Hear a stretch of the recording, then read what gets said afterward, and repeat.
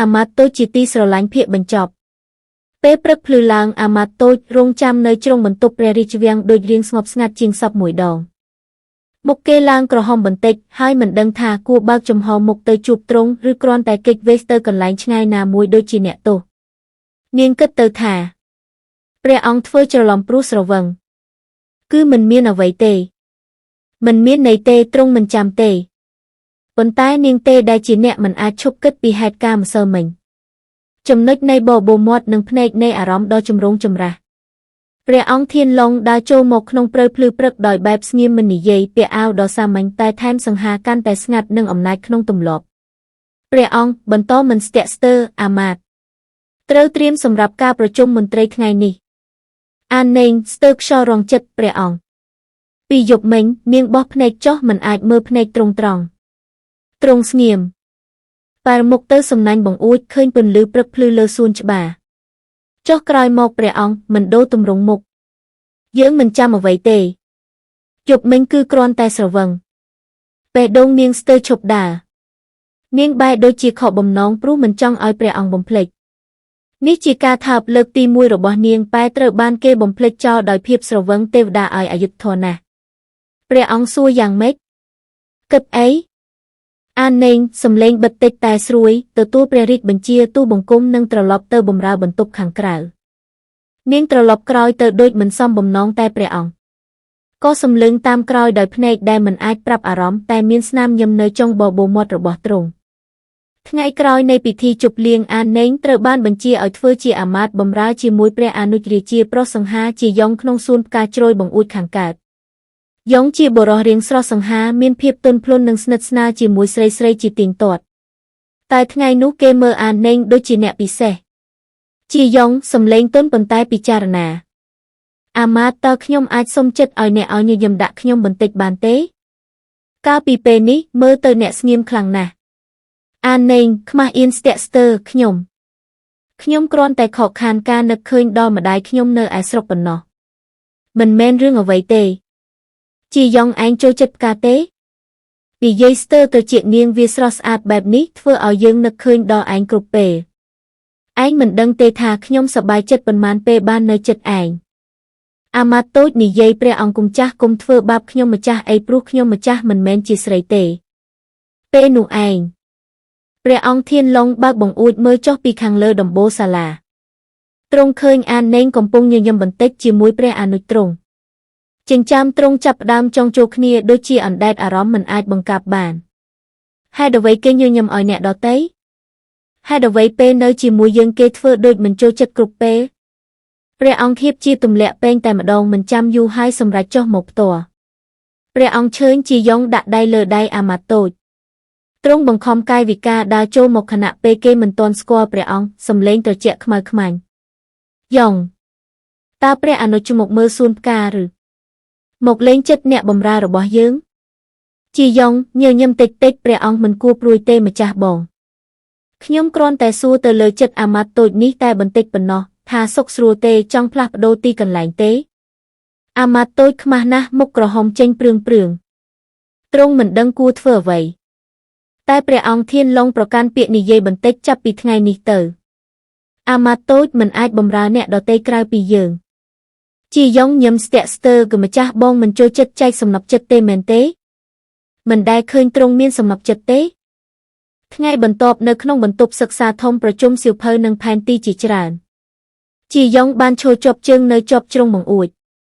គាត់មានសម្លេងស្ងប់តែភ្នែកស្រស់ស្អាតនោះបង្ហាញពីក្តីសង្ឃឹមមួយចំនួនជាយ៉ងសម្លេងទន់ប៉ុន្តែប្រាប់ផ្ទាល់ចិត្ត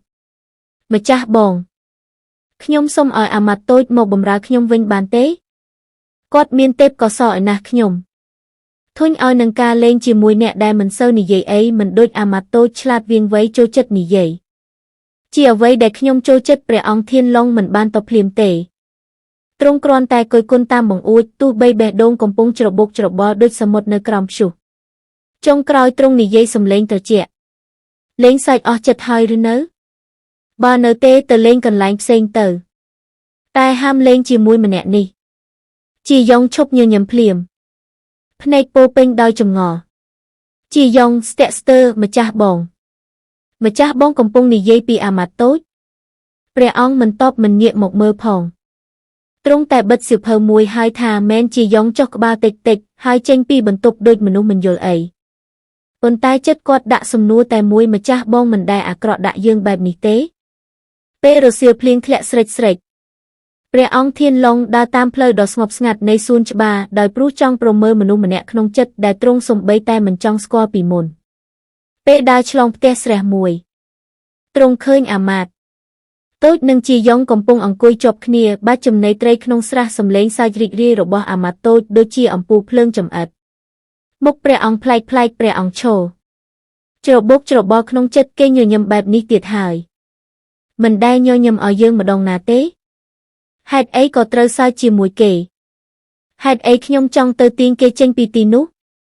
ទ្រង់ក្តាប់ដៃយ៉ាងណែនជាបំណះអារម្មណ៍ចិត្តស្របនឹងជំងឺប្រច័ណ្ឌមិនធ្លាប់មានគ្រាន់តែអាម៉ាតម្នាក់តើចិត្តខ្ញុំកំពុងកើតអីទៅសួនច្បារមុខស្រះត្រីស្រស់បំព្រងដោយពន្លឺថ្ងៃរសៀលអាម៉ាតតូចកំពុងមើលត្រីជាមួយជីយ៉ុងជាការសើចរីករាយគ្មានគំនិតជីយ៉ុងចាប់ត្រីបានត្រីលាស់ទឹកទៅលើមុខនាងនិងនាងសើចយ៉ាងសប្បាយទើបហេតុការមិនគិតស្រមៃកើតឡើងព្រះអង្គធានឡុងជើងខ្យល់ស្ងៀមប៉ុន្តែភ្នែកជាប់ផ្លេតទ្រង់ដើរចូលមកជាមួយក្រសែភ្នែកសរសៃនៃអំណាចហើយដៃកាន់ចំពោះមុខអាម៉ាតតូចបែរចេញទល់ជីយ៉ុងនាងចង់នឹងនិយាយអ្វីតែដៃរបស់ទ្រង់រឹតយ៉ាងតឹងនោះទាញយកដៃនាងឲ្យចេញឆ្ងាយពីជីយ៉ុងម្ចាស់បង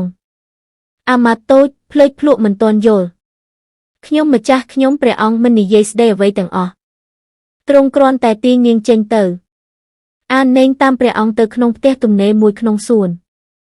ដល់ពេលនាងឈប់ដើម្បីនិយាយអ្វីមួយទ្រង់គ្រាន់តែហែមើលនាងស្ងៀមភ្នែកទ្រង់ក្រឡុកក្អែកបើកចំហយ៉ាងស្ទាក់ស្ទើរហើយតែស្ទើរមិនមែនព្រះអង្គដែរដែលនាងស្គាល់អាននាងសំឡេងស្ទាក់ស្ទើរព្រះអង្គខ្ញុំម្ចាស់មិនចង់ឲ្យមានអ្វីមិនសមរម្យទេគ្រាន់តែព្រះអង្គទទួលមិនបាននឹងពាក្យណាមួយនោះតែទ្រង់សង្កត់ចិត្តនាងមិនឲ្យនិយាយបញ្ឈប់យើងមិនចង់ឲ្យឯងនៅជាមួយម្ចាស់ផ្សេងឯងជាអាមាត្យរបស់យើងសូម្បីតែការសើចក៏ត្រូវតែឲ្យយើងជាអ្នកមើលម្នាក់ប៉ុណ្ណោះទ្រង់និយាយដោយភ្នែកដ៏កាចរបស់ទ្រង់ធ្វើឲ្យអាមាត្យតូចរបស់យើងព្រឺឆ្អឹងខ្នងតែម្ដងពេលនេះរាត្រីមួយនោះមានភ្លៀងធ្លាក់ខ្លាំងមេឃងឹតសូម្បីពន្លឺចន្ទ្រានៅខាងលើក៏ត្រូវស្រមោលមេឃបិទបាំងចិត្តព្រះអង្គមិនបានបញ្ជាឲ្យអាមាត្យតូចបម្រើទេព្រោះព្រះអង្គចង់ឲ្យគេបានសម្រាកនិងមានពេលទំនេរខ្លះដូចនេះថ្ងៃនោះក៏នាងត្រូវបានអនុញ្ញាតឲ្យសម្រាកនិងឲ្យដើរលេងនៅខាងក្រៅរាជវាំងជីយ៉ុងក៏ត្រូវមានភារកិច្ចទៅបំពេញនៅក្រៅក្រុងអាននាងបានសម្រាកយ៉ាងធូរចិត្តមិនមានទាំងព្រះអង្គម្ចាស់និងមិនមានទាំងព្រះអង្គមុខធ្វើឲ្យចិត្តនាងរំខានតែភ្លៀងបានធ្លាក់យ៉ាងខ្លាំងនាងមិនបានយកស្ត្រាមុខជាមួយ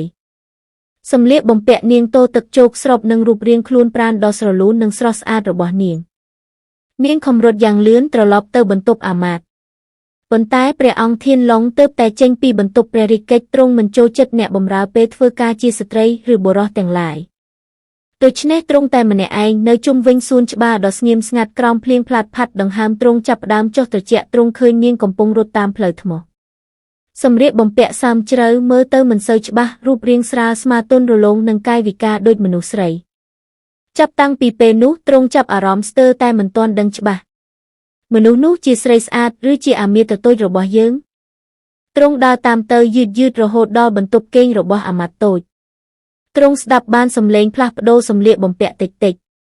ទ្រង់លួចមើលតាមចន្លោះទ្វាររូបរាងស្ត្រីបង្ហាញច្បាស់នៅក្រោមពន្លឺខ្សោយស្បែកជើងស្ដាងមើលមកពីក្រោយដ៏ទាក់ទាញនាងកំពុងបង្វិលខ្លួនដើម្បីយកអាវសាច់ប៉ះខ្លួននាងមិនដឹងថាមាននរណាម្នាក់កំពុងឈរមើលនាងភ្នែកព្រះអង្គក៏ត្រជាក់ជាប់ចិត្តក្តៅក្នុងពេលតែមួយមិនមែនពីសេចក្តីខឹងក្រោធប៉ុន្តែជាសេចក្តីចង់ដឹងនិងបំណងប្រាថ្នាចង់យល់ចង់បង្ក្រាបចិត្តខ្លួនឯងមិនអាចពន្យល់នាងជាស្ត្រីប៉ុន្តែហេតុអ្វីទ្រង់មិនលាតត្រដាងដាក់ទោសនាងមិនឮសំឡេងថ្កោលទោសមិនមានអំពើចោទប្រកាន់ទ្រង់គ្រាន់តែដើរចាក់ចេញដោយស្ងៀមស្ងាត់ដូចមនុស្សដែលបាត់បង់អំណាចនៃចិត្តខ្លួនឯងប៉ុន្តែមានស្នាមញឹមមួយតូចនៅមាត់ទ្រង់ប៉ុន្មានថ្ងៃកន្លងផុតទៅអាមាត្យតូចនៅតែបម្រើព្រះអង្គធម្មតាដោយភាពស្មោះត្រង់ប៉ុន្តែចិត្តនាងបែបប្លែកមានអារម្មណ៍ខុសពីពេលមុនព្រះអង្គចូលចិត្តចូលទៅគៀកចិត្តនាងនិយាយប្លែកដូចជាមានអ្វីមួយភ្លឺច្បាស់នៅក្នុងចិត្តដែលមិនអាចបំភ្លេចបានថ្ងៃមួយនាងបានឮដំណឹងពីអ្នកបម្រើនិងភីលៀងផ្សេងក្នុងរាជវាំង ថាព្រះអង្គនឹងត្រូវជ្រើសរើសមហេសីម្នាក់ក្នុងពេលឆាប់នេះមហេសីនោះគឺជាកូនស្រីស្ដេចនៃដែនដីផ្សេងដំណឹងនេះធ្វើឲ្យចិត្តនាងដួលរលំអារម្មណ៍នៃការឈឺចាប់ដើមកើតឡើងដោយមិនដឹងខ្លួនក្នុងភាពច្របូកច្របល់នោះនាងសូមអនុញ្ញាតទៅជួបព្រះអង្គដើម្បីស្នើឲ្យនាងទៅស្រុកកំណើតរបស់នាងសម្រាប់នឹងជួបជាមួយឪពុកម្ដាយរបស់នាងវិញព្រះអង្គបានអនុញ្ញាតឲ្យនាងទៅដោយមិនមានអ្វីស្ទាក់ស្ទើរក្នុងចិត្តនាងគិតថាព្រះអង្គសប្បាយចិត្តនឹងមហេសីថ្មីដែលនឹងត្រូវមកទីនេះទ្រង់នឹងមិនយកចិត្តទុកដាក់ខ្ញុំទៀតទេពេលនាងសួរព្រះអង្គតើមួយរយៈពេលនេះព្រះអង្គសប្បាយព្រះទ័យដោយសារនឹងបានទទួលមហេសីមកកាន់ទីនេះមែនព្រះអង្គមើលនាងដោយស្ងាត់ស្ងៀមហើយឆ្លើយថាត្រូវហើយនេះគឺជារឿងដែលយើងចង់បានបំផុតក្នុងជីវិតរបស់យើងនាងជាមហេសីនឹងជាស្រីតែម្នាក់គត់ដែលត្រូវអភិសេកជាមួយយើងនាងស្ដាប់ហើយទទួលបាននៅអារម្មណ៍ច្បាស់លាស់មួយថាបេះដូងនាងបានទទួលយកទ្រង់បាត់ទៅហើយពេលនេះវាឈឺខ្លាំងណាស់ក្រោយពេលអាននេងត្រឡប់មកដល់រាជវាំងរបស់នាងវិញនាងទទួលបានដំណឹងសំខាន់ពីបិតារបស់នាងដែលធ្វើការបញ្ជូនមកអានបុត្រីត្រូវរៀបអភិសេកជាមួយព្រះអង្គម្ចាស់មួយរូបពីដែនដីផ្សេងដើម្បីពង្រឹងអំណាចគ្រួសារនិងស្ថិរភាពទឹកដីនាងស្ដាប់ដោយស្ងប់ស្ងាត់មិនបានប្រកែកឬបង្ហាញអារម្មណ៍ខូចចិត្តណាមួយចំពោះព្រះបិតាចិត្តនាងស្រមៃឲ្យសម្រេចដល់ភារកិច្ចជាតិនេះប៉ុន្តែជាងនេះទៀតនៅក្នុងចិត្តនាងកំពុងសម្រុកល្បិចមួយដែលមានគំនិតផុតពីច្បាប់និងការបញ្ជាក់ល្បិចរត់គេចពីកូនកំលោះនិងអំណាចដែលនាងមិនចង់ជាប់ជាមួយវានាងនឹកឃើញថាទោះបីជាខ្ញុំត្រូវជួយព្រះបិតានិងគ្រួសារខ្ញុំប៉ុន្តែខ្ញុំមិនចង់ជាប់នៅក្នុងព្រលឹងអំណាចនិងការបង្ខូចចិត្តនោះទេល្បិចរបស់នាងគឺយកប្រយោជន៍ពីចំណុចខ្សោយរបស់ពិធីអភិសេកនិងព្រះអង្គដើម្បីបង្កើតផ្លូវចេញដែលអាចធ្វើឲ្យនាងរត់គេចបានដោយសុវត្ថិភាពពេលដែលបុរសជាច្រើនកំពុងរង់ចាំជ្រើសរើសមហេសីអាននិងមានផែនការល្បិចរបស់នាងទុកជាយូរមកហើយនាងត្រៀមខ្លួនយ៉ាងហ្មត់ចត់ដើម្បីជៀសវាងហានិភ័យនិងការចាប់ផ្ដើមរឿងស្រឡាញ់ដែលមិនបានជ្រើសរើសបន្ទាប់ពីពិធីអភិសេកបញ្ចប់នារាត្រីនោះអាននេងកំពុងតែប្រុងប្រយ័ត្នដើម្បីរត់គេចពីបន្ទប់សំដំណេកនាងបំរុងបើកបង្អួចរត់ចេញតែឮសំឡេងសម្រាប់ជើងរបស់នរណាម្នាក់ដើរចូលមកថ្នមនាងក៏រត់ទៅអង្គុយលើគ្រែវិញយ៉ាងស្ងៀមស្ងាត់ប៉ុន្តែមិនយូរប៉ុន្មានគាត់បានឈរនៅចំពោះមុខនាងសម្លឹងឃើញតែជើងរបស់គាត់ព្រោះក្រណាត់កូនក្រមុំនៅបាំងមុខនាងកូនកំលោះដែលនាងចង់ជៀសវាងគាត់ដើរយឺតមកកាន់នាងបន្ទាប់ពីនោះស្បែកមុខកូនក្រមុំបានរបើកឡើងនាងឃើញបុរសម្នាក់ជាមួយនឹងសម្លៀកបំពាក់កូនកំលោះយ៉ាងស្រស់ស្អាតអស្ចារ្យដែលបង្ហាញពីអំណាចនិងភាពប្រុងប្រយ័ត្នគាត់សម្លឹងមកនាងដោយភ្នែកស្រទន់ហើយនិយាយដោយសំឡេងថ្នមអាននេងនាងចង់រត់គេចពីខ្ញុំដល់ពេលណាទៀតនាងមានអារម្មណ៍ច្របូកច្របល់ពោពេញក្នុងចិត្តនាងការមើលឃើញនិងការស្ដាប់ពាក្យសម្ដីរបស់គាត់ដែលប៉ុនប៉ងចាប់នាងឲ្យនៅចិត្តនៅក្នុងបន្ទប់ចង្អៀតពោពេញដោយភ្លើងទៀនស្លេកព្រះអង្គនាងនិយាយដោយសំឡេងតូចហើយជាប់នឹងការភ្ញាក់ផ្អើលហេតុអីក៏ជាព្រះអង្គគាត់ខិតចូលទៅកាន់តែចិត្តនាងសម្លឹងភ្នែកនាងហើយនិយាយដោយសំឡេងធ្ងន់នាងចង់ឲ្យជាអ្នកណាប្រាប់មកយើងនឹងទៅសម្លាប់ម្នាក់នោះភ្លាមតាមពិតក្រោយពីថ្ងៃដែលព្រះអង្គបានដឹងពីការពិតអំពីអាននេងទ្រង់ចាប់ផ្ដើមស៊ើបពីប្រវត្តិរបស់នាងហើយបានប្រើល្បិចដោយទ្រង់បានផ្ញើរាជសារផ្ទាល់ដៃទៅជូនបិតារបស់នាងដោយសន្យាជាថ្មីក្នុងលក្ខខណ្ឌមិនមានមហេសីផ្សេងទៀតអាននេងជាមហេសីតែមួយគត់របស់ទ្រង់និងសន្យាបង្កើនភាពស្និទ្ធស្នាលរវាងដែនដីទាំងពីរព្រះអង្គទ្រង់ដាក់ទ្រនាប់ដៃលើបូមាត់ដ៏ផ្អែមរបស់នាងឲ្យនាងបាត់សម្ដី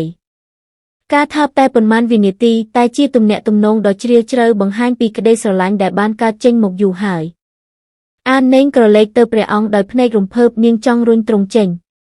វាមិនមែនជាលើកទី1របស់យើងទេមែនទេព្រះអង្គនិយាយអ៊ូញញឹមបែបក្លាហាននាងអៀនមុខក្រហមដូចផ្កាកុលាបក្រោមពន្លឺទៀនដូចនេះអាននេងដឹងហើយថាពេលដែលព្រះអង្គស្រវឹងលួចយកស្នាមថើបដំបងរបស់នាងហើយទ្រង់ថាទ្រង់មិនចងចាំដោយការស្រវឹងនោះជាការកុហកតាមពិតទ្រង់ចងចាំវាទាំងអស់តាំងពីពេលនោះមកពួកគេទាំងពីរមានជីវិតពោពេញដោយសុភមង្គលដូចជាក្តីប្រាថ្នាដែលរងចាំជាយូរក្នុងចិត្តរបស់ពួកគេទាំងពីរ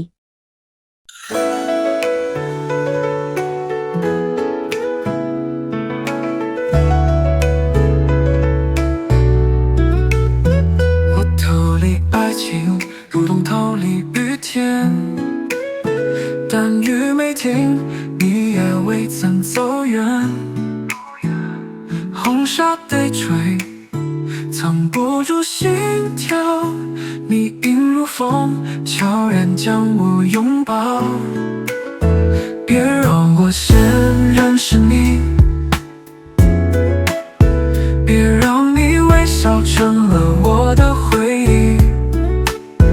我试着逃，你却紧随不离，连我的沉默你也能听清。别让我先认识你，别让你微笑成了我的回忆。我试着逃，你却紧随不离，连我的沉默你也能听清。信仰的横溢是我的伪装，却不知王子尽在你眼光。是你吗？我轻声问天，可心早已认出你在身边。若那夜我未在雨中回头，你还会来为我停留。若我为逃避命运之关，你是否还会解开我的面纱？别让我先认识你，当我渴望时痛最惊喜。即使命运是一场伪装，吻我一次别说再见。别让我先认识你，别让你微笑成了我的回忆。我试着逃，你却紧随不离，连我的沉默你也能听清。别让我先认识你，别让你微笑成了我的回忆。我试着逃，你却紧随不离，连我的沉默你也能听清。信仰的横溢是我的伪装，却不知王子尽在你眼光。是你吗？我轻声问天，可心早已认出你在身边。若那夜我未在雨中回头，你还会来